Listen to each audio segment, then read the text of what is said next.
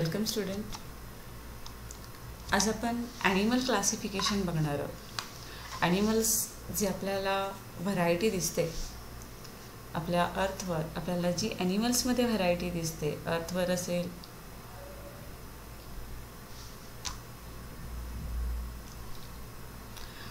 Welcome student. आज आपण animal classification बघणार आहोत. ॲनिमल क्लासिफिकेशन म्हटलं की तुम्हाला वेगवेगळ्या प्रकारचे ॲनिमल्स डोळ्यासमोर येतात. मग ते ॲनिमल्स प्रत्येक ठिकाणी वेगवेगळे.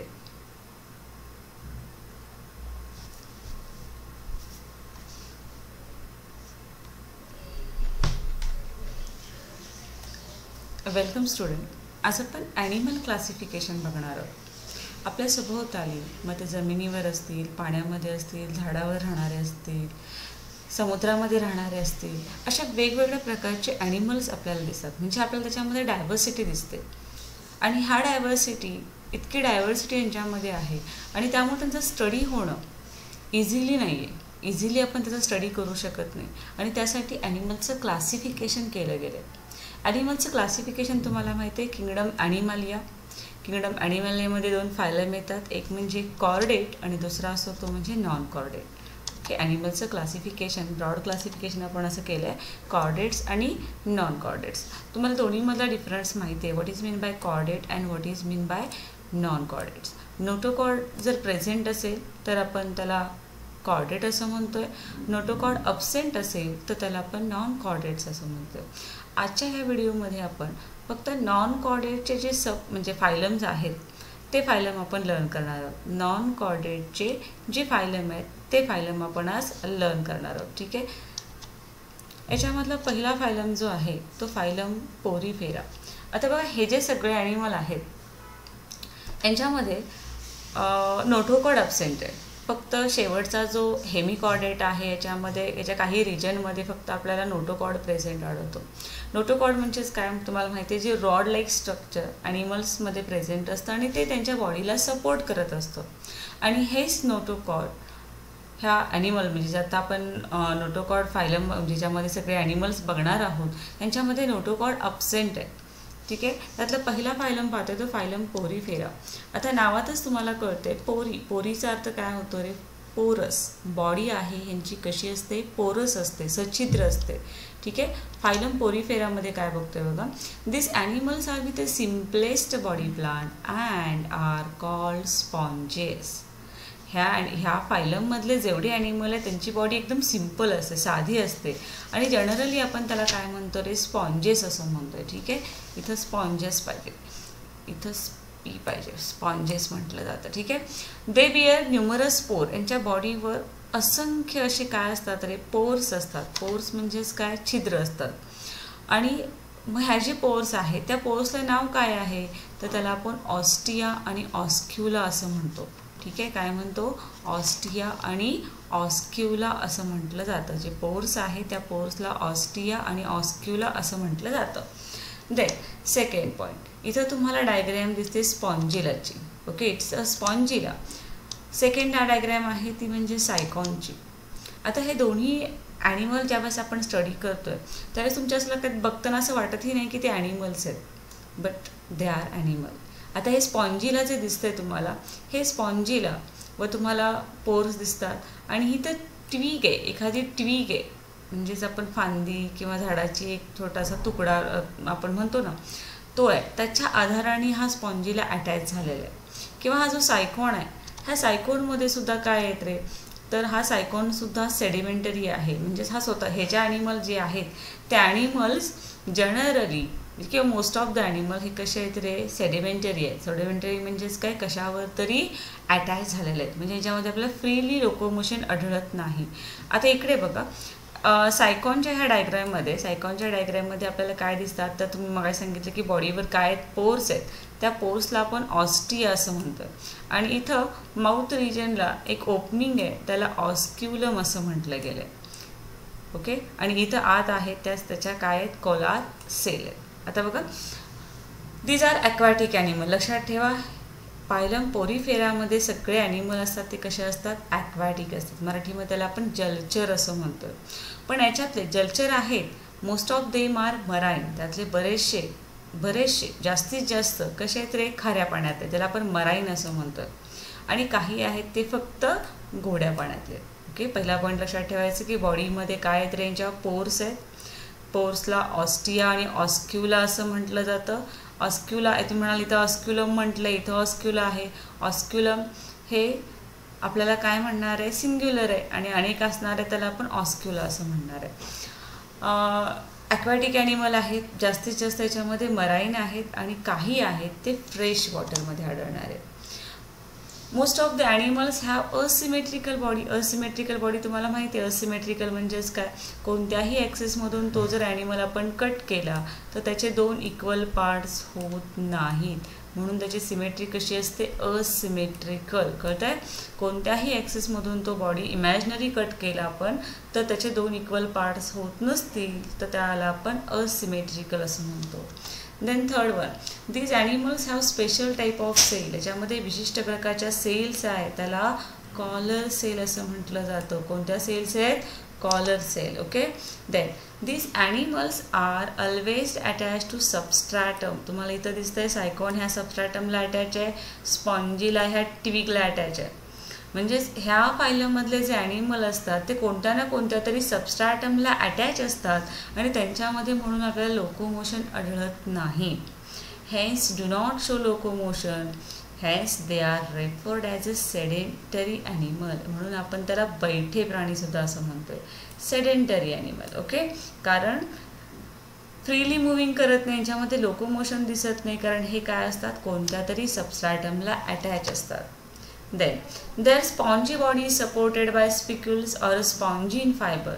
आता काहींच्यामध्ये, काही ॲनिमल्समध्ये याच्यामध्ये काही ॲनिमल्समध्ये स्पिक्युल्स आढळतात, तर काहींच्यामध्ये स्पॉन्जिन फायबर्स असतात. हे जे स्पिक्युल्स आहेत म्हणजे थ्रोन लाईक स्ट्रक्चर, ते स्पिक्युल्स कशाने बनलेले असतात, spicules are made up of calcium carbonate or silica. Spicules जे आहे ते कशापासून बनलेले आहेत रे, कॅल्शियम कार्बोनेट किंवा सिलिकाने बनलेले असतात.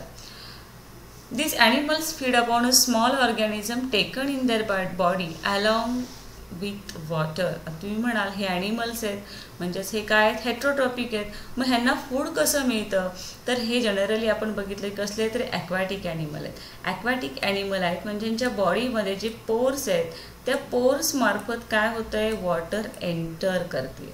मग ते मरीन असेल किंवा कोणत्याही फ्रेश वॉटर असेल, ते वॉटर ज्यावेळेस त्यांच्या बॉडीमध्ये एंटर करते त्यावेळेस तिथं जे काही असणारे फूड असेल, जे त्या वॉटरमध्ये जे काही स्मॉल स्मॉल ऑर्गॅनिझम्स असतील, ते ऑर्गॅनिझम्स त्यांच्या बॉडीमध्ये वॉटर थ्रू म्हणजे पाण्यामार्फत काय होतात, एंटर करतात. दीज ॲनिमल फीड अपॉन, कशावर जगतात ते, small organism taken in their body along with water. पाण्याबरोबर, पाणी ज्यावेळेस ऑस्ट्रियामधून आत जात आहे त्यावेळेस लहान लहान ऑर्गॅनिझम ज्यावेळेस त्यांच्या बॉडीमध्ये जातात ते त्यांचं फूड असतं. आणि मग पाणी कुठून जातं, लक्षात ठेवा, हा एक MCQला विचारला जातो. Water is taken to ostia. पाणी जे आहे ते बॉडीमध्ये कशामार्फत, कोणत्या पोर्समार्फत जात आहे, ऑस्टियामार्फत बाहेर जाते. ओके, आणि बाहेर कुठून पडतं आहे, ऑस्क्युलामधून पडते. एंट्री इथून आहे आणि एक्सक्रिशन किंवा बाहेर जे पाणी पडतं आहे ते ऑस्क्युलम मार्फत पडतं. ठीक आहे, तुम्हाला ऑस्क्युलम दिसतं आहे म्हणजे एंट्री, वॉटरची एंट्री ऑस्टियामार्फत आणि एक्झिट आहे ते ऑस्क्युलम मार्फत. Then these animals reproduce by budding and asexual method or by sexual method. आता हे जे फायलम पोरीफेर आहे म्हणजे ह्याच्यामध्ये फक्त काही ठराविक ॲनिमल असतील का, एक दोनच हे ॲनिमल आहेत का, नाही, बरेचसे ॲनिमल याच्यामध्ये आहेत. मग ह्या ॲनिमलमध्ये सगळ्याच पद्धती, सगळ्याच ॲनिमलमध्ये एकाच प्रकारचं रिप्रोडक्शन असत नाही. काहींच्यामध्ये असेक्शुअल आहे, काहींच्यामध्ये सेक्शुअल रिप्रोडक्शन आहे, तर काहींच्यामध्ये गुड ॲबिलिटी ऑफ रिजनरेशन म्हणजे रिजनरेशन करण्याची पॉवर ह्यांच्यामध्ये जास्त आहे, चांगली ॲबिलिटी, क्षमता आहे असं म्हणू शकतो. रिप्रोडक्शन दोन्ही पद्धतीने, असेक्शुअल आहे, असेक्शुअल बाय बडिंग मेथड, आणि दुसरी मेथड आहे ती सेक्शुअल मेथड आहे. कळालं लक्षात आलं तुमच्याकडे. फायलम पोरीफेरा नावातच आहे, बॉडी असते, ती बॉडी कशी असते रे, पोरस असते, सच्छिद्र असते. दुसरं वैशिष्ट्य म्हणजे यांच्यामध्ये लोकोमोशन आढळत नाही कारण ते कशाला तरी अटॅच असतात. ऑस्टिया आणि ऑस्क्युलम हे काय, त्याच्यावरचे पोर्स आहेत, ऑस्टियामार्फत वॉटर एंटर करत आहे. फक्त वॉटरच एंटर करत नाही, त्याच्याबरोबर असणारे स्मॉल ऑर्गॅनिझमसुद्धा त्याच्या बॉडीमध्ये एंटर करत असतात आणि बाहेर ज्यावेळेस पाणी जायचं आहे त्यावेळेस ते ऑस्क्युलममधून बाहेर पडत असतं. ओके, हा झाला phylum porifera, first phylum porifera. Then do you know मध्ये तुम्हाला काय दिले बघा, बाथ स्पॉन्जबद्दल माहिती दिलेली आहे. बऱ्याच वेळा तुम्ही बाथ स्पॉन्ज पाहिलेलं पण आहे. बाथ स्पॉन्ज म्हणजेच का, this is black coloured and somewhat round shaped animal. हा जो बाथ स्पॉन्ज आहे तो बाथ स्पॉन्ज ब्लॅक कलरचा आहे आणि जवळजवळ राऊंड शेपचा आहे. बॉडी जी आहे ती फायबरनी बनलेली. मग अशी मी तुम्हाला सांगितलं स्पिक्युल्स किंवा फायबरनी बनलेली आहे. तर हे जे स्पॉन्जेस, बाथ स्पॉन्जेस आहेत, हे बाथ स्पॉन्जेसची बॉडी कशाने बनलेली आहे रे? फायबरनी बनलेली. कशाने बनलेली आहे? फायबरनी. मग हे फायबर कोणतं आहे? प्रोटीन. ओके, प्रोटीन फायबरनी बनलेले आहे. Due to this they have good water holding capacity. आता यांच्यामध्ये स्पॉन्जिन फायबर आहे. ओके, स्पॉन्जिन फायबर असल्यामुळं जे प्रोटीनने बनलेलं आहे त्यामुळे याच्यामध्ये कशाची कॅपॅसिटी आहे रे? तर गुड वॉटर होल्डिंग कॅपॅसिटी, पाणी धरून ठेवण्याची क्षमता. तुम्हाला माहिती आहे, घरी एखादा स्पंज घेतला तर स्पॉन्ज म्हणजे स्पंज जर घेतला आपण आणि तो पाण्यात टाकला तर तो पाणी काय करतो? ॲब्सॉर्ब करून घेतो. म्हणजे त्यांच्यामध्ये जी ॲबिलिटी आहे वॉटर होल्ड करण्याची ती जास्त असते. अशाच पद्धतीनं बाथ स्पॉन्जमध्ये, मग ह्याला बाथ स्पॉन्ज असं का म्हटलं जातं? तर याचंही कारण तुम्हाला दिलेलं आहे. It was used for bathing during old age. पूर्वीच्या काळी याचा वापर अंघोळीसाठी केला जायचा की पाण्यात बुडवून नंतर ते पाणी अंघोळीसाठी वापरलं जायचं. Beside it was also used for manufacturing of pillows and cushion. त्याचबरोबर ह्याचा वापर पिलोज आणि पिलोज म्हणजे उषा आणि कुशन्स तुम्हाला माहिती आहे. पिलोज आणि कुशन्स तयार करण्यासाठी याचा वापर केला जातो. ओके,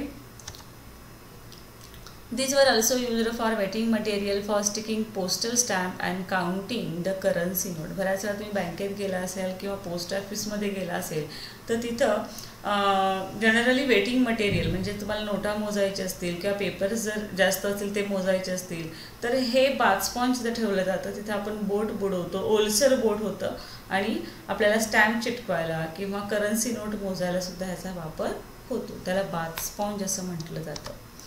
नेक्स्ट फायलम आपण घेतोय, थोडंसं पटपट घेतोय कारण आपल्याला सगळे फायलम्स इथं कव्हर करायचे आहेत नॉन कॉर्डेटचे.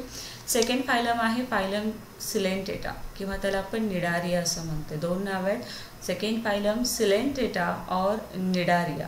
आता हा फायलम जो आहे याच्यामध्ये एक्झाम्पल कोणतं लक्षात ठेवणार? हायड्राचं लक्षात ठेवायचं. मगाचा जो फायलम आहे पोरीफेरा त्याच्यामध्ये सायकॉनचं लक्षात ठेवा. फायलम सिलेंटेटा किंवा निडारिया आहे त्याचं तुम्ही एक्झाम्पल काय लक्षात ठेवाल? हायड्रा लक्षात ठेवा. Okay, first one, body of this animal is cylindrical और अम्ब्रेला लाईक. आता फायलम सिलेंटेटा किंवा निडारिया आपण म्हणतोय ह्या फायलममध्ये असणारे ॲनिमलचे बॉडी शेप एक तर कसा असणार आहे? असा सिलेंड्रिकल असणार आहे, सिलेंडर शेप. तुम्हाला सिलेंडर माहिती आहे, सिलेंडर म्हणजे असं उबट. ठीक आहे, तर काहींचा जो आहे तो अम्ब्रेला शेप असणार आहे. ओके, काहींचा सिलेंड्रिकल शेप असणार आहे, काहींचा अम्ब्रेला शेप असणार आहे. मग जे सिलेंड्रिकल आहेत त्यांना पॉलिप्स असं म्हटलं जातं. काय म्हटलं जातं? पॉलिप्स. ज्या ॲनिमलचा शेप सिलेंड्रिकल आहे त्याला पॉलिप असं म्हटलं जातं आणि ज्यांचा शेप अम्ब्रेला लाईक आहे त्याला मेडुसा असं म्हटलं जातं. दोन टर्म लक्षात ठेवा. फायलम सिलेंटेटा किंवा निडारियामध्ये आढळणारे ॲनिमल आहे त्यांच्या बॉडीचा शेप आयदर सिलेंड्रिकल और कसं असणार आहे? अम्ब्रेला असणार आहे. सिलेंड्रिकल असेल त्याला पॉलिप असं म्हणतोय आपण आणि अम्ब्रेला लाईक असेल त्याला मेडुसा असं म्हणतोय. Most of these animals are marine. मगासारखीच कॅरेक्टरिस्टिक्स आहेत, ॲक्वॅटिक आहेत पण ॲक्वॅटिकमध्ये जास्तीत जास्त मराईन ॲनिमल्स आहेत आणि काही कमी फक्त ॲनिमल्स आहेत ते गोड्या पाण्यात आढळतात, फ्रेश वॉटर असतात. आता पुढं त्यांनी सांगितले सिमेट्री कशी असते. आता हे एक वैशिष्ट्य आहे डिप्लोब्लास्टिक. डिप्लोब्लास्टिक म्हणजे किती लेयर्स आहेत बॉडीमध्ये? जर 2 लेयर असतील तर डिप्लोब्लास्टिक, 3 लेयर असतील तर ट्रिप्लोब्लास्टिक. इथं सिलेंटेटाचं एक वैशिष्ट्य आहे की याच्यामधले जे ॲनिमल्स असतात ते डिप्लोब्लास्टिक असतात. बऱ्याच वेळा MCQला तुम्हाला क्वेश्चन विचारला जातो की डिप्लोब्लास्टिक कोणत्या फायलममध्ये आढळतात? तर फायलम सिलेंटेटा हे एक वैशिष्ट्य बघा, unique characteristic.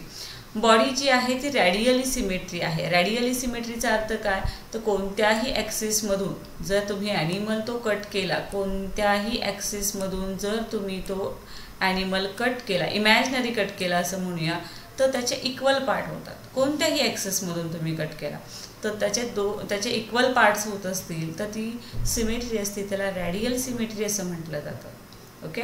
Then fourth, cnidoblast bearing tentacles are present around the mouth. तुम्हाला डायग्रॅम बघितल्यानंतर लक्षात येईल तुमच्या हायड्राची. इथे हायड्राची डायग्रॅम आहे, खाली सी अॅनिमोनची आहे आणि खाली आहे ती कोरलची. बरोबर आहे. आता इथे तुम्हाला डायग्रॅममध्ये वरच्या बाजूला टेंटॅकल दिसतात. ह्या हायड्रामध्ये आपल्याला काय दिसतात, टेंटॅकल दिसतात. ह्या टेंटॅकल्समध्ये विशिष्ट प्रकारच्या सेल आहेत. बघा, त्याला निडोब्लास्ट असं म्हटलं जातं. ह्या टेंटॅकल्समध्ये विशिष्ट प्रकारच्या सेल आहेत. टेंटॅकल्स किंवा असं म्हणलं cnidoblast bearing tentacles are present around the mouth.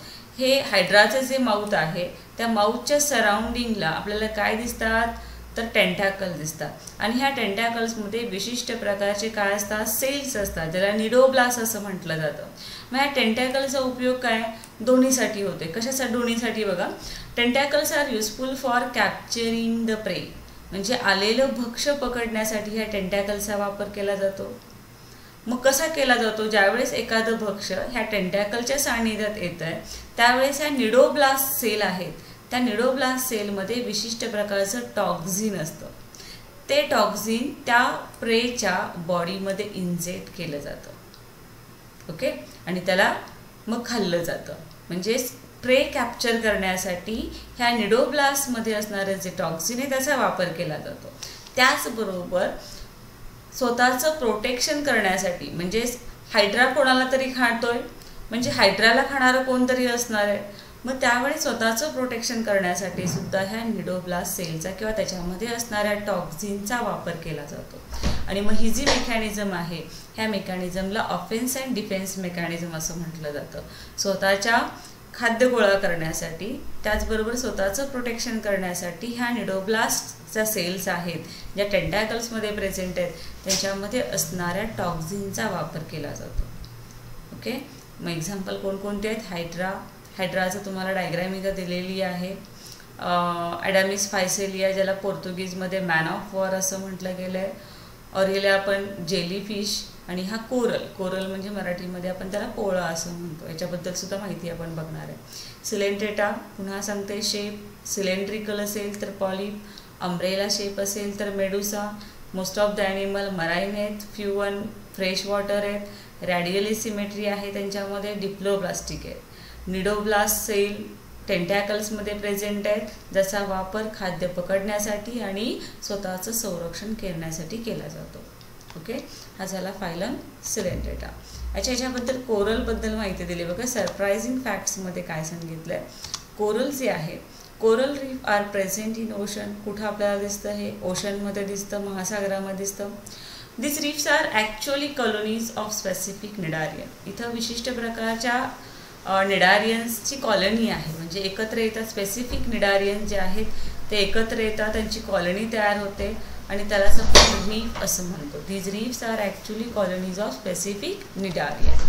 A precious stone called as a coral. तुम्हाला माहिती आहे बऱ्याच वेळा आपल्या ज्वेलरीमध्ये ह्याचा वापर केला जातो, त्यामुळे त्याला प्रिसियस स्टोन असं म्हटलं गेलं आहे, ज्याला मराठीमध्ये आपण पोळा असं म्हणतो आहे. आणि याची पावडर जी आहे, द कोरल पावडर, प्रवाळ भस्म असं म्हणतो आहे आपण त्याला, used in Ayurveda is derived from this reef. जी प्रवाळ भस्म मिळतं आहे ते कुठून मिळतं, ह्या रीफपासूनच मिळत असतं. ठीक आहे. Next phylum Platyhelminthes. Next one phylum Platyhelminthes. प्लॅटीहेल्मिंथेसमध्ये प्लॅटीचा अर्थ काय होतो रे, फ्लॅट होतो. फ्लॅट, चपटा. फायलम प्लॅटीहेल्मिंथेसमध्ये काय म्हटलं आहे, body of these animal is slender. Body कशी आहे रे यांची, स्लेंडर आहे, निमुळती आहे, किंवा फ्लॅट, चपटी आहे. मग चपटी कुणासारखी आहे, लीफ आणि स्ट्रीपसारखी, म्हणजे पानासारखी किंवा एखाद्या रिबिंगसारखी असते. प्लॅटीहेल्मिंथेसमध्ये जे काही ॲनिमल्स आढळतात ते स्लेंडर असतात, फ्लॅट मग ते फ्लॅट लीफ लाईक असतील किंवा स्ट्रीप लाईक असतील, म्हणून त्यांना आपण काय म्हणतो, फ्लॅट वर्म्स असं म्हणतो. लक्षात घ्या, फायलम प्लॅटीहेल्मिंथेस, फायलम प्लॅटीहेल्मिंथेसमध्ये जे काही ॲनिमल्स आहेत ते ॲनिमल्स कसे असतात, शेप त्याचा स्लेंडर आहेच, पण त्याचबरोबर लीफ लाईक किंवा स्ट्रीप चपटे असतात, म्हणून त्यांना फ्लॅटवर्म असं म्हटलं जातं. Most of these animals are endoparasite and few are free living and aquatic. ह्याचे बरेचसे ॲनिमल्स आहेत ते एंडोपॅरासाइट आहेत. एंडोपॅरासाइट म्हणजेच काय, तर पॅरासाइट म्हणजे तुम्हाला माहिती आहे परजीवी, आणि परजीवी म्हणजे दुसऱ्यावर अवलंबून असणारे, ते बॉडी त्या होस्टच्या बॉडीमध्ये प्रेझेंट असतात. एंडो म्हणजे इन. हे जे पॅरासाइट आहेत दुसऱ्यावर अवलंबून आहेत, ठीक आहे, पण मोस्ट ऑफ द ॲनिमल, यातले बरेचसे ॲनिमल्स आहेत ते बॉडीच्या आत राहतात. होस्ट ज्याच्यामध्ये वाढणार आहे किंवा जो त्यांचा होस्ट असणार आहे त्या होस्टच्या बॉडीवर नसतात, बॉडीच्या आत प्रेझेंट असतात, म्हणून त्याला एंडोपॅरासाइट असं म्हणतात. त्यातले खूप कमी ॲनिमल्स आहेत ते फ्री लिव्हिंग आहेत आणि ॲक्वॅटिक आहेत. ठीक आहे. Body is acoelomate. असिलोमेटचा अर्थ काय होतो, त्यांच्यामध्ये कॅव्हिटी प्रेझेंट असत नाही. बॉडी कॅव्हिटी किंवा सीलम अब्सेंट असेल. प्लॅटीहेल्मिंथेस ॲनिमलमध्ये बॉडी कॅव्हिटी अब्सेंट असते, म्हणून त्यांना आपण असिलोमेट असं म्हणतो. आणि त्यांची जी सिमेट्री आहे ती सिमेट्री कशी आहे रे, बायलॅटरल सिमेट्री. आता बायलॅटरल सिमेट्री म्हणजे सांगते. बायलॅटरल सिमेट्री म्हणजे ॲनिमल घ्या, कोणतेही आपलं ह्युमन बिईंग घ्या, एका ठराविक ॲक्सिसमधूनच आपण तो ॲनिमल कट केला तर त्याचे 2 इक्वल पार्ट्स मिळतात. दुसऱ्या कोणत्याही ॲक्सिसमधून जर तुम्ही तो कट केला तर त्याचे 2 इक्वल पार्ट्स होत नाहीत, म्हणून त्याला काय म्हटलं जातं, बायलॅटरली सिमेट्री असं म्हटलं जातं. बॉडी कशी आहे, असिलोमेट आहे आणि बायलॅटरली सिमेट्रिकल आहे. नेक्स्ट, बॉडीमध्ये किती लेयर्स आहेत, 3 लेयर्स आहेत. These are triploblastic. These animals are triploblastic. ट्रिप्लोब्लास्टिकचा अर्थ काय, त्याच्यामध्ये 3 जर्म लेयर असणार आहेत, endoderm, ectoderm and mesoderm. Endoderm म्हणजे आतला लेयर, एक्टोडर्म म्हणजे सगळ्यात बाहेरचा लेयर, आणि दोन्हीमधला लेयर आहे त्याला मिझोडर्म असं म्हटलं जातं. These are triploblastic and their body is made up of 3 germ layer, endoderm, ectoderm and mesoderm. These animals are hermaphrodite. आता हर्माफ्रोडाईटचा अर्थ काय होतो, हर्माफ्रोडाईट म्हणजे जर दोन्ही रिप्रोडक्टिव्ह म्हणजे मेल आणि फिमेल रिप्रोडक्टिव्ह सिस्टीम एकाच ॲनिमलमध्ये असेल, एकाच ॲनिमलच्या बॉडीमध्ये असेल तर त्याला आपण हर्माफ्रोडाईट असं म्हणतो. याच्या अगोदर तुम्हाला female reproductive system, male reproductive system तुम्ही शिकलाय, मग त्याच्यामुळे तुम्हाला माहिती आहे की मेलमध्ये मेल रिप्रोडक्टिव्ह सिस्टीम आहे, फिमेलमध्ये फिमेल रिप्रोडक्टिव्ह सिस्टीम आहे. पण काही असे ॲनिमल्स असतात की ज्यांच्यामध्ये एकाच त्याच्या बॉडीमध्ये दोन्ही रिप्रोडक्टिव्ह सिस्टीम आढळतात, त्यांना आपण हर्माफ्रोडाईट असं म्हणतो. ठीक आहे.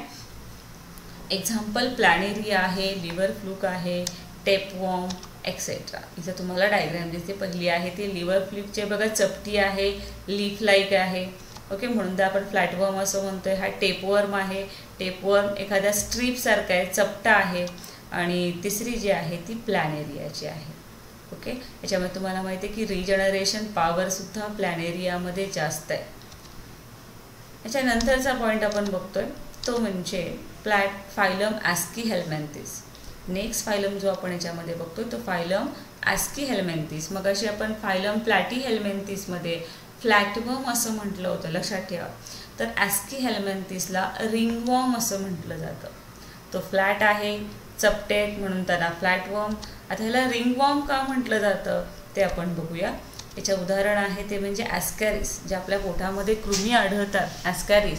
मग ते मेल ॲस्कॅरिस आणि फिमेल ॲस्कॅरिस दोन्ही वेगवेगळे, ते हर्माफ्रोडाईट नाही येते.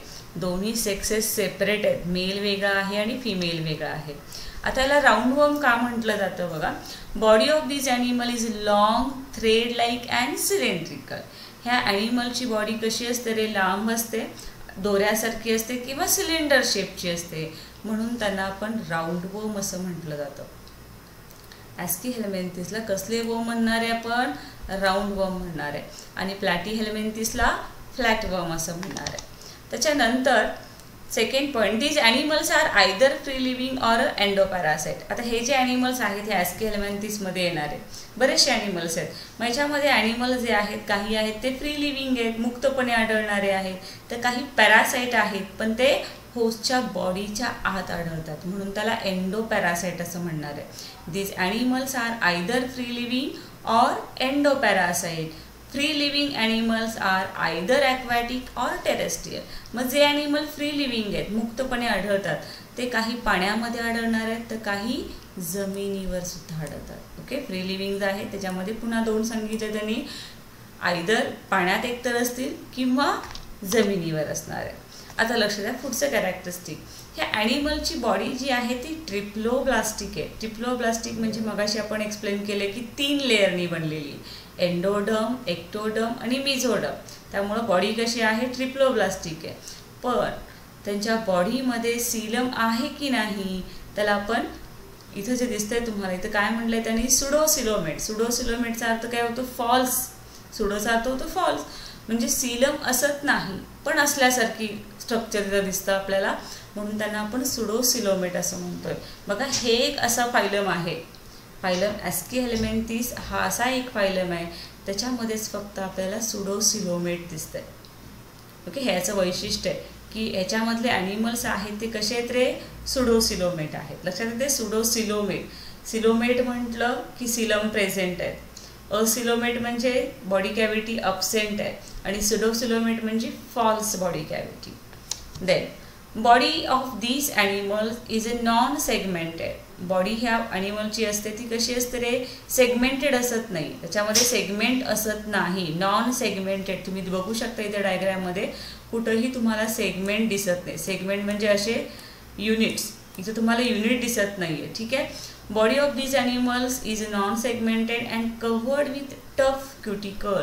बॉडीच्या वरचं जे आवरण आहे हे आवरण कशाने बनलेलं आहे, क्युटिकलनी बनलेलं आहे. क्युटिकल हा एक असा सबस्टन्स आहे, शुगरी सबस्टन्स आहे आणि तो कसा आहे रे, टफ आहे. येथे लक्षात, क्युटिकल, कारण पुढेही तुम्हाला आर्थ्रोपोडामध्ये हा शब्द येणार आहे. Body of these animal is non segmented and covered with tough cuticle. These animals are unisexual. मगाचे हेर्माफ्रोडाइटचा अर्थ बायसेक्शुअल होता, ह्याला आपण युनिसेक्शुअल म्हणतोय, म्हणजे मेल वेगळा आणि फिमेल वेगळा. Example Ascaris. ॲस्कॅरिसला आपण इंटेस्टिनल वॉर्म म्हणतोय कारण हे वॉर्म जे आहेत ॲस्कॅरिस आपल्या इंटेस्टाईनमध्ये आढळतात. आपण खाल्लेलं डायजेस्ट केलेलं फूड ते ॲब्सॉर्ब करत असतात, म्हणून त्याला एंडोपॅरासाइट्स आपण म्हणतोय. Ascaris, intestinal worm, filarial worm, Loa loa that is eye worm etcetera. Okay, these are the example of Aschelminthes. ॲस्कीहेल्मेंथिसला राऊंड वॉर्म असं म्हटलं जातं. मोस्ट ऑफ देम ते आयदर फ्री लिव्हिंग असतात किंवा एंडोपॅरासाइट असतात. ट्रिप्लोब्लास्टिक आहेत, सुडोसिलोमेट आहेत. हे एक वैशिष्ट्य आहे बघा, सुडोसिलोमेट ॲनिमल फक्त आपल्याला फायलम ॲस्कीहेल्मेंथिस, नॉन कॉर्डेटमधल्या फायलम ॲस्कीहेल्मेंथिसमध्ये दिसतात आणि बॉडी आहे ती नॉन सेगमेंटेड आहे आणि बॉडीवर जे क्युटिकल आहे ते टफ आहे आणि ॲनिमल्स कसे आहेत रे, युनिसेक्शुअल आहेत. नेक्स्ट फायलम आपण बघतोय तो फायलम ॲनिलिडा. बघा टप्प्याने आपण एक एक कंप्लीट करत जातोय. फायलम ॲनिलिडामध्ये तुम्हाला काय पिक्चर दिसतात, फर्स्ट वन इज अर्थवर्म ज्याला आपण गांडूळ असं म्हणतोय, सेकंड आहे लीच ज्याला जळू असं म्हणतोय आणि तिसरं आहे त्याला नेरिस आहे. आता हे फायलम ॲनिलिडामध्ये जे काही ॲनिमल्स येतात ते कसे असतात, लॉंग असतात. ओके, सिलेंड्रिकल शेप आहे आणि मेटामेरिकली सेगमेंटेड आहे. मेटामेरिकली सेगमेंटेड म्हणजेच काय, तर इथं पिक्चरमध्ये तुम्हाला अर्थवर्मच्या बॉडीवर सेगमेंट दिसतात, लीचवर सेगमेंट दिसतात किंवा नेरिसवर सेगमेंट दिसतात. हे बाहेर जरी सेगमेंट तुम्हाला दिसत असेल तरी त्या ॲनिमलच्या आत, म्हणजे हे जे क्युटिकल आहे क्युटिकलच्या आत त्याची बॉडी आहे, त्या बॉडीच्या आत सुद्धा सेगमेंट प्रेझेंट असतात आणि ह्या क्युटिकलवरचे सेगमेंट आणि बॉडीच्या आतले सेगमेंट एकमेकांवर कोइन्साइड होतात. म्हणजे हा जो सेगमेंट जर क्युटिकलवर आहे तर खाली बॉडीवरचा सेगमेंट सुद्धा तिथंच असतो.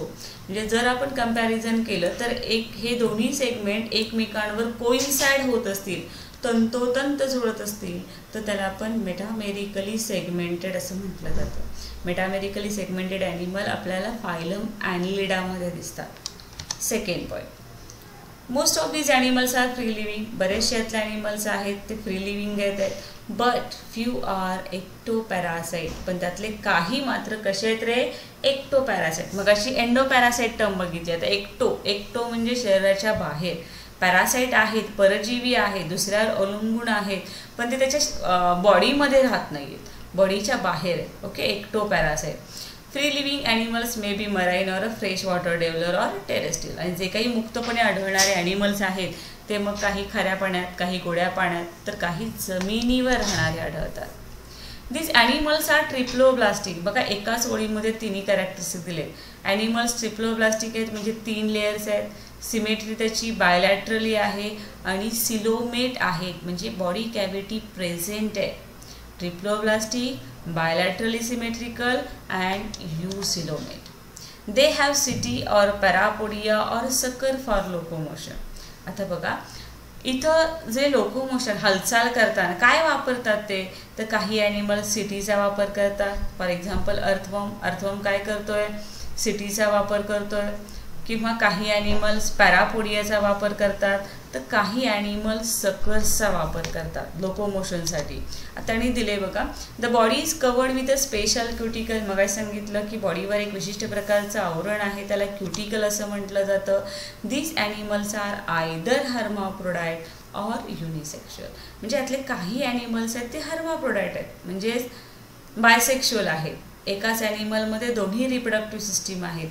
तर काही यातले ॲनिमल्स कसे असतात? युनिसेक्शुअल म्हणजे मेल आणि फिमेल वेगवेगळे असतात. Example earthworm, leech, nereis etcetera. आता मगाशी आपण बघितलं की लोकोमोशन आहे ते लोकोमोशन अर्थमध्ये सिटीज मार्फत होतं, लीचमध्ये पॅरापोडियाज मार्फत होतं, तर नेरीसमध्ये सकर्स मार्फत होतं. ओके, आता याच्यामध्ये नेक्स्ट फायलम आहे तो फायलम आर्थ्रोपोडा. आता इथून पुढे थोडेसे तुम्हाला ॲनिमल्स ओळखीचे वाटायला लागले. तुम्हाला इथं बटरफ्लाय दिसत आहे, स्कॉर्पियन, कॉक्रोच, सेंटिपीड, हे एक्झाम्पल तुम्हाला दिसतात. आता फायलम आर्थ्रोपोडा, पोडाचा अर्थ काय होतो रे? लेग्स.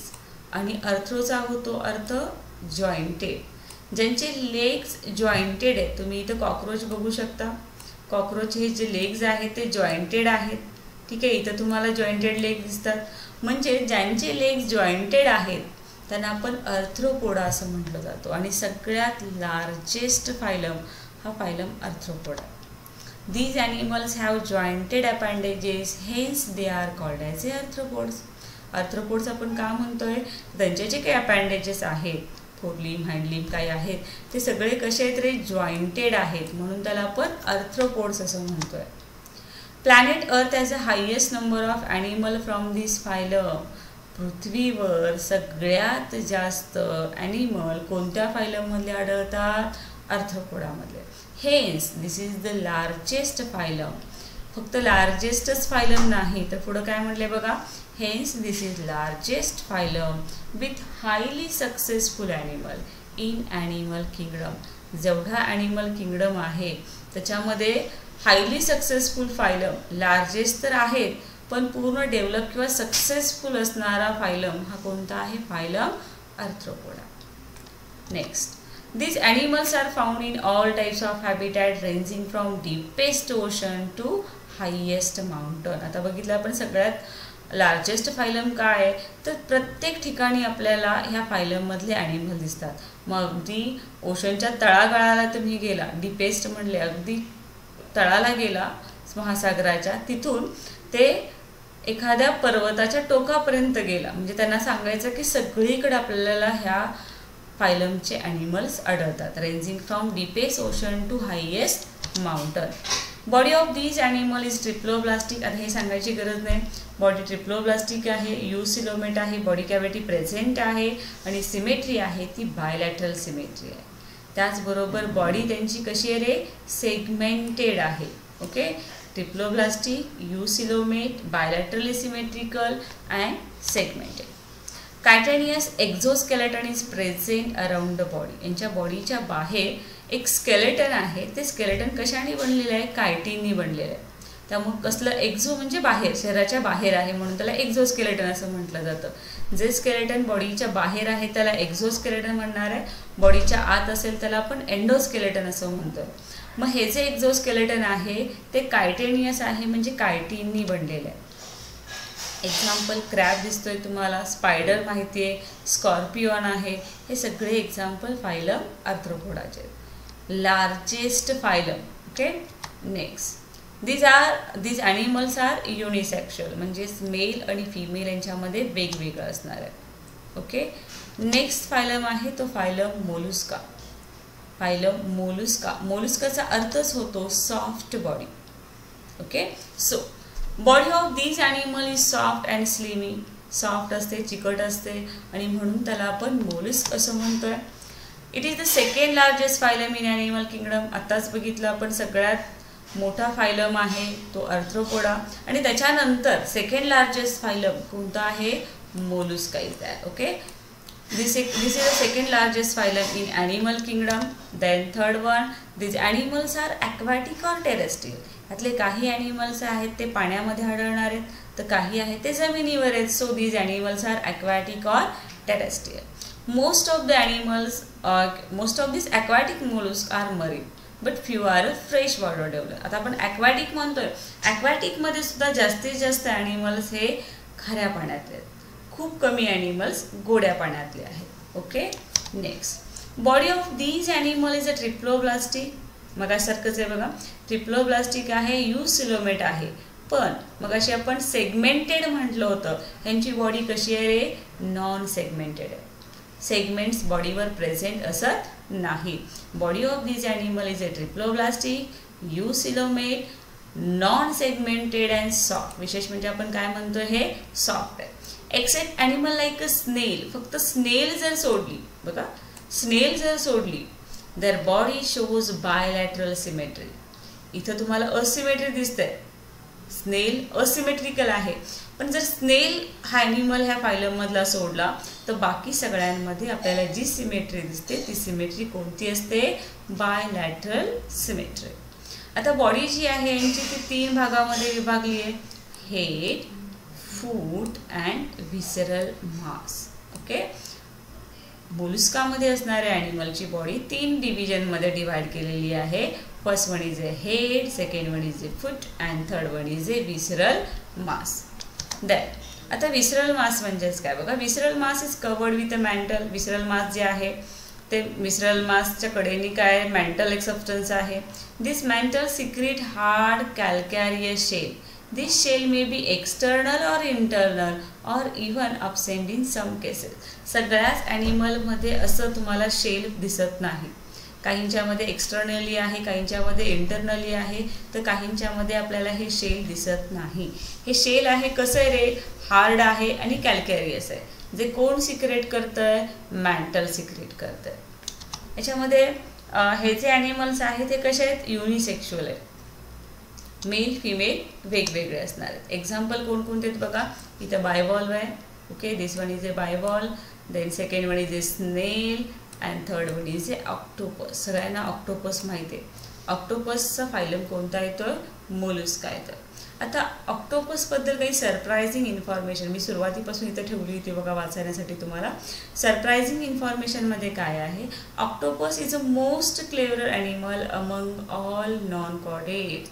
नॉन कॉर्डेट्समध्ये जेवढे ॲनिमल्स आहेत, टोटल नॉन कॉर्डेट्समध्ये जेवढे ॲनिमल्स आहेत त्यांच्यामध्ये सगळ्यात हुशार प्राणी कोणता आहे? ऑक्टोपस.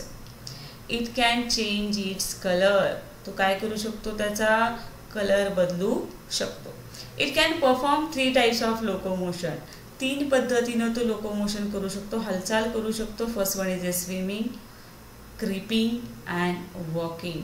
तो पोहू शकतो, तो सरपटत चालू शकतो, क्रीप करू शकतो, किंवा तो चालू सुद्धा शकतो, वॉकिंग करू शकतो. Swimming, creeping and walking, 3 types of locomotion he can और इट कॅन परफॉर्म. ओके, कळाला फायलम मोलुस्का. बॉडी सॉफ्ट असते, स्लिमी असते. सेकंड लार्जेस्ट फायलम आहे. मोस्ट ऑफ द जे आहेत ते मरीन आहेत. फ्यू कसे आहेत? फ्रेश वॉटर डेव्हलपर्स आहेत. ट्रिप्लोब्लास्टिक आहेत, म्हणजे 3 लेअरनी बनलेले आहेत. बॉडी कॅव्हिटी प्रेझेंट आहे. यूसिलोमेट म्हणतोय, पण बॉडी सेगमेंटेड नाही आहे. फक्त स्नेल ॲनिमल सोडला तर बाकी सगळे ॲनिमल बायलॅटरली सिमेट्रिकल आहेत. बॉडी 3 डिव्हिजनमध्ये डिव्हाइड झाली, head, foot and visceral mass. Okay, now next phylum Echinodermata. डर्मचा अर्थ काय होतो रे? स्किन, बरोबर आहे. मग आता इथं तुम्हाला ॲनिमल्सच्या बॉडीवर काय दिसतात? स्पाइन्स दिसतात. ओके, त्यामुळे त्याला इकायनोडर्मॅटा असं का म्हटलं गेला? Calcareous spines are present on the body of this animal. ह्या ॲनिमल्सवर आपल्याला स्पाइन्स दिसतं, एक स्ट्रक्चर दिसतंय आणि ते कॅल्केरियस आहे. ठीक आहे, calcareous spines are present on the body of this animal, म्हणून ह्या ॲनिमलला आपण काय म्हणतोय? इकॅनोडर्म्स असं म्हणतोय. Okay, this animals are found only in ocean. हे एक लक्षात ठेवा. आतापर्यंत आपण ॲक्वॅटिक म्हणत होतो, ॲक्वॅटिकमध्ये most of the marine and few are fresh develop. पण इकायनोडर्मॅटा फायलममधले ॲनिमल फक्त कुठं आढळतात? ओशन म्हणजे महासागरामध्ये किंवा समुद्रामध्ये आढळतात. There body is triploblastic eucoelomate, 3 लेअरनी बनलेली आहे. बॉडी कॅव्हिटी प्रेझेंट आहे. सिमेट्री जी आहे ती ॲडल्ट स्टेजला, बघा इथं एक वैशिष्ट्य याचं आहे, ॲडल्ट स्टेजला म्हणजे ज्यावेळेस ते मॅच्युअर होतात त्यावेळेस सिमेट्री आहे ती रॅडियल सिमेट्री आहे. पण ज्यावेळेस ते लार्वल स्टेजला आहे, लार्वल नंतर ॲडल्ट स्टेज असते. लार्वल स्टेज किंवा अळीचे स्वरूप म्हणतो आपण त्याला. त्या लार्वल स्टेजमध्ये त्यांची जी सिमेट्री असते ती बायलॅटरल सिमेट्री असते आणि ज्यावेळेस ते मोठे होतात, ॲडल्ट स्टेजला येतात, त्यावेळेस मात्र त्यांची सिमेट्री असते ती रॅडियली सिमेट्री असते. They perform locomotion with the help of 2 feet. आता मगाशीपर्यंत आपण सुडोपोडिया किंवा पॅरापोडिया असं बघितलं होतं. इकायनोडर्मॅटामध्ये जे ॲनिमल आहे त्यांच्यामध्ये जे लोकोमोशन होतं ते कशामार्फत होतं आहे? 2 feet मार्फत होतं आहे. त्याचबरोबर ह्या 2 feetचा अजून फंक्शन काय आहे? लोकोमोशनसाठी तर आहेत, पण त्याचबरोबर it is also useful for capturing the प्रे. आलेलं भक्ष्य पकडण्यासाठी सुद्धा ह्या 2 feetचा वापर केला जातो. ह्यातले काही ॲनिमल्स आहेत ते सेडेंटरी आहेत.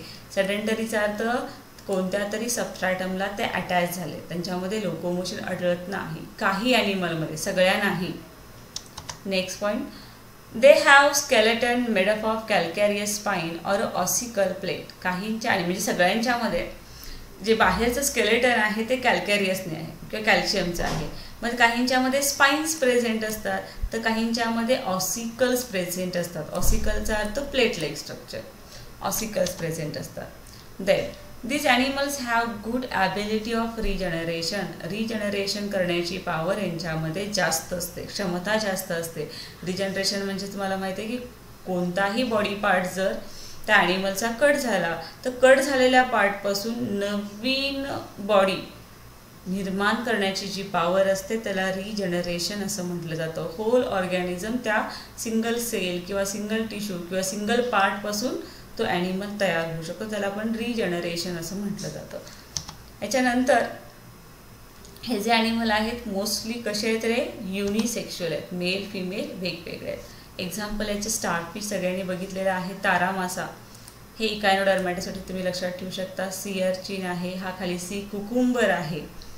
दिस आर द एक्झाम्पल ऑफ इकायनोडर्मॅटा. इकायनोडर्मॅटा का म्हटलंय? त्याच्या बॉडीवर स्पाइन्स प्रेझेंट आहे म्हणून त्याला इकायनोडर्मॅटा असं म्हटलं जातं. दुसरं वैशिष्ट्य, हे फक्त आपल्याला समुद्रामध्ये म्हणजे मराईन ॲनिमल्स आहेत, ओशन्समध्ये आढळतात. ट्रिप्लोब्लास्टिक आहेत, युसिलोमेट कॉमन आहे. पण याच्यामध्ये आपण सांगू शकतो की लार्वल स्टेजमध्ये सिमेट्री बायलॅटरल आहे आणि ॲडल्ट स्टेजमध्ये रॅडियली सिमेट्री आहे. लोकोमोशन कशामार्फत करतात? 2 feet मार्फत करतात. ह्या 2 feetचा अजून उपयोग यासाठी केला जातो? To capturing the prey. Okay, हे जे स्पाइन्स किंवा ऑसिकल्स प्रेझेंट त्यांच्या स्केलेटनवर प्रेझेंट असतात आणि यांच्यामध्ये गुड ॲबिलिटी ऑफ रिजनरेशन असते. नेक्स्ट फायलम, लास्ट फायलम याच्यामध्ये बघतो तो म्हणजे फायलम हेमिकॉर्डेटा. आता तुम्ही म्हणाल नोटोकॉर्डमध्ये कॉर्डेटा कसा आला? हेमीचा अर्थ काय होतो रे? हाफ, अर्धा.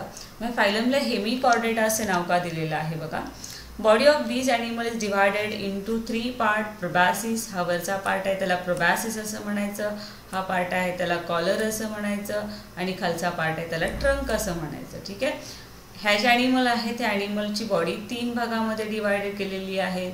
प्रोबॅसिस आहे, कॉलर आहे आणि ट्रंक आहे. Notochord is present in a proboscis region only. Notochord आहे, आतापर्यंत आपण नॉन कॉर्डेट्स म्हणतोय. नॉन कॉर्डेट्स म्हणजेच काय, याच्यामध्ये नोटोकॉड प्रेझेंट नाही.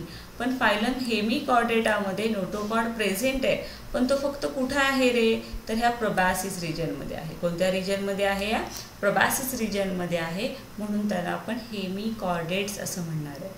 Notochord is present in a proboscis region only, hence they are called as a hemichordate. These animals are also called as a acorn worm. लक्षात ठेवा, हेमिकॉर्डेटामध्ये जे ॲनिमल आढळतात त्यांना ॲकॉर्न वर्म सुद्धा म्हटलं जातं. These are marine animal, okay, खऱ्या पाण्यातले आहेत. पण जसं अर्थवॉर्म जमिनीमध्ये बरो करून राहतं, ओके, मातीमध्ये खोदून जसं अर्थवॉर्म आत राहतं मातीच्या आत, तसं हे ॲनिमल्स आहेत हेमिकॉर्डेटामध्ये. म्हणजे बॅलॅनोग्लॉसस, ही जी डायग्रॅम आहे ती बॅलॅनोग्लॉससची आहे. हे ॲनिमल्स काय करत असतात, तर आपण बघितलं की मराइन आहेत, म्हणजे समुद्रामध्ये आढळणारे आहेत. मग इथं हे जे ॲनिमल आहे ते जमिनीमध्ये बरो होतात, किंवा जी वाळू आहे त्या समुद्रातली, त्या वाळूच्या आत जाऊन राहत असतात. म्हणजे lives in burrow in sand. They have 1 to many pharyngeal gill slit. एक किंवा एकापेक्षा जास्त इथं pharyngeal gill slit for respiration आपल्याला आढळतात.